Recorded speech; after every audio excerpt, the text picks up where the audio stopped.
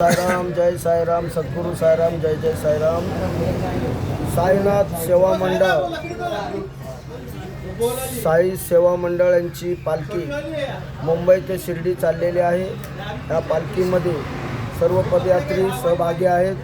पालखीला खांद्यावरती घेऊन पालखी मुंबई ते शिर्डी चाललेली आहे आणि त्या पालखीमध्ये भजन कीर्तन होत असतं रोजच्या रोज।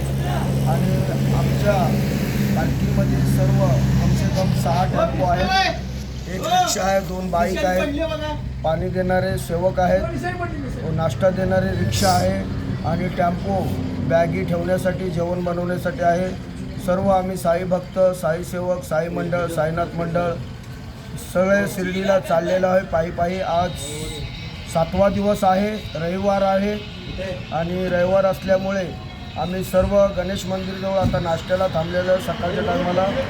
आणि थोड्याच वेळामध्ये नाश्ता झाल्यानंतर, आरती झाल्यानंतर आम्ही गवळी वस्तीला 9 किलोमीटर गवळी वस्तीला मुक्काम करणार आहे। दुपारचा मुक्काम संपल्यानंतर आम्ही लिमगावमध्ये जाणार आहे। ओम साईराम, जय साईराम, सद्गुरू साईराम।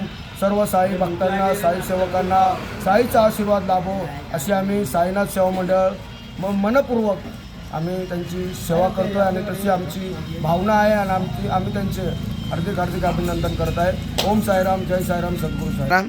ओम साईराम। आज आपली पालखी मिरगावमध्ये पोहोचलेली आहे। तर सकाळच्या नाश्त्याची इथं सोय आहे। तसेच आपले उमदे नेतृत्व श्याम हनवते यांनी आत्ता सगळा पालखीचा पूर्ण परिचय सांगितला, मला काही सांगायची गरज नाही।